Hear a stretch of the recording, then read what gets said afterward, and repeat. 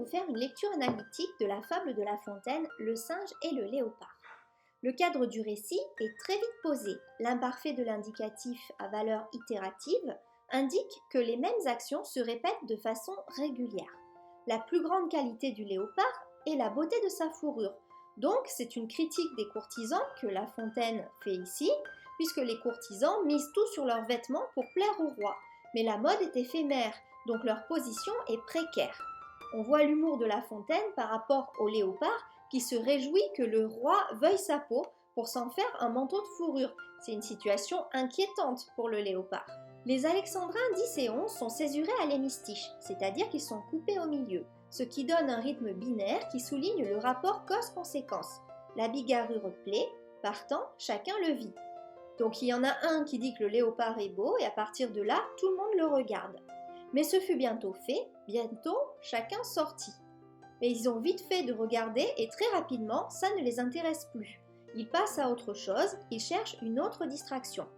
Le singe veut tout de suite récupérer l'attention et fait sa pub. « Venez messieurs, je fais 100 tours de passe-passe. » Le singe parle beaucoup plus longtemps que le léopard. Il argumente pour convaincre son public et ça démontre une plus grande intelligence chez le singe, donc on retrouve l'expression populaire « malin comme un singe », que chez le léopard.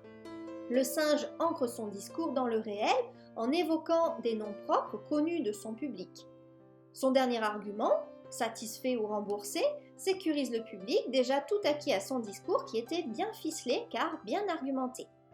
Au vers 26, La Fontaine prend directement la parole pour énoncer la morale et appuyer son propre point de vue qui est que la beauté lasse vite alors que l'intelligence et l'humour, donc c'est ce qu'on appelle au XVIIe siècle avoir de l'esprit, renouvellent sans cesse le plaisir.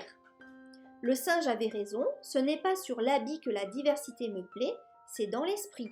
L'une fournit toujours des choses agréables, l'autre en moins d'un moment lasse les regardants.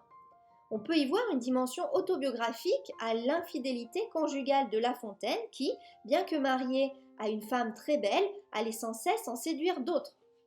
La moralité est soutenue par les alexandrins césurés à l'hémistiche, car le rythme binaire donne un équilibre à sa pensée. On peut parler ici d'une double moralité. D'un côté, La Fontaine se moque des courtisans prêts à tout pour attirer l'attention, ce qui les rend ridicules. D'un autre côté, il affirme la supériorité de l'esprit sur les apparences pour construire les relations humaines. On peut parler dans cette fable d'un art poétique de La Fontaine qui privilégie toujours la gaieté et la variété dans ses fables afin de garder l'attention du lecteur pour que celui-ci retienne mieux le message qu'il veut faire passer. Dans Le singe et le léopard, la gaieté vient à la fois de l'histoire amusante qui est racontée, mais surtout des changements de rythme provoqués par l'hétérométrie, donc les vers qui sont de longueurs différentes, les enjambements, les césures à l'hémistiche, l'alternance entre le récit et le discours direct puisque à la fois le singe, le léopard et le fabuliste prennent tour à tour la parole, la prise de parole de La Fontaine à la fin de la fable, donc qui ancre la morale, les allitérations en S et en R qui sont assez désagréables à l'oreille et donc qui attirent l'attention du lecteur. Vous pouvez recevoir mon analyse complète de cette œuvre en cliquant sur le lien correspondant dans la description en dessous de cette vidéo.